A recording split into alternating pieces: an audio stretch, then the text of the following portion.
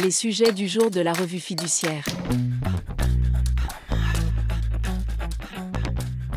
Premier sujet de notre JT.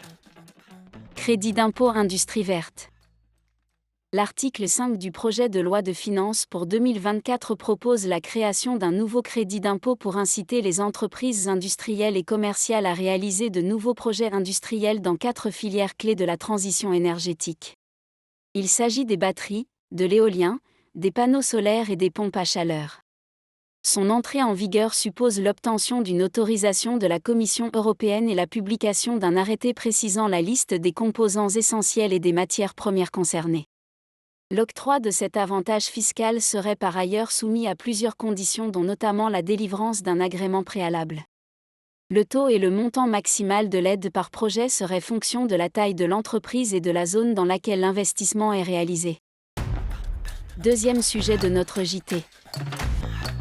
Retraite, les Français s'adaptent en épargnant plus. D'après le baromètre « Les Français et la retraite, vague 3 », réalisé par l'Institut Odoxa pour Groupama et publié le 3 octobre dernier, la réforme des retraites passe mal. Principaux enseignements de l'enquête, les Français sont opposés au report de l'âge légal, ont encore moins confiance qu'avant dans le système français et se sentent moins bien informés. Comme en 2022, ils aimeraient partir à 62 ans, mais ils pensent désormais qu'ils prendront leur retraite à 63 ans. Et un tiers d'entre eux prévoit de partir après 65 ans, contre moins de 1/5 en 2022. Les non-retraités sont à peine 39% à avoir confiance dans notre système de retraite, contre 42% en 2022. Ils sont 7 sur 10 à dire qu'ils ont une vision moins claire de leur future retraite depuis la réforme. Et 2 sur 3 trouvent le système de retraite plus complexe qu'auparavant. 61% ne se sentent pas bien informés des démarches à effectuer. 65% ne pensent pas que les caisses de retraite leur verseront une pension à la hauteur de leurs attentes. 63% des Français estiment par ailleurs que la réforme désavantage les femmes. Pragmatiques, les Français s'adaptent toutefois en mettant plus d'argent de côté.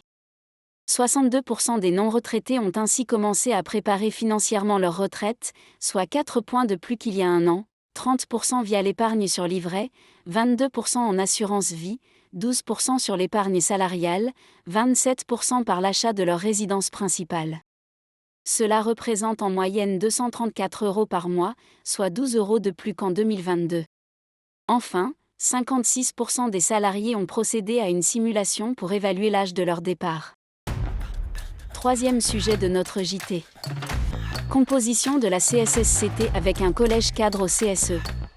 L'élection des membres du CSE s'effectue sur la base d'au moins 2 collèges électoraux, le collège des ouvriers et employés et le collège des ingénieurs, chefs de service, techniciens, agents de maîtrise et assimilés. Un 3e collège spécifique aux ingénieurs, chefs de service et cadres doit être créé lorsque l'entreprise compte au moins 25 ingénieurs, chefs de service et cadres administratifs, commerciaux ou techniques. La création d'un 3e collège au sein du CSE impose-t-elle de réserver un siège de la commission santé, sécurité et conditions de travail pour un de ses membres ?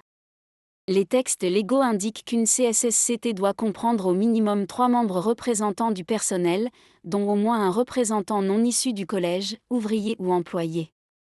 La Cour d'appel d'Aix-en-Provence en déduit qu'en présence de 3 collèges, le dit représentant peut appartenir soit à la catégorie des techniciens et agents de maîtrise, soit à celle des ingénieurs et cadres.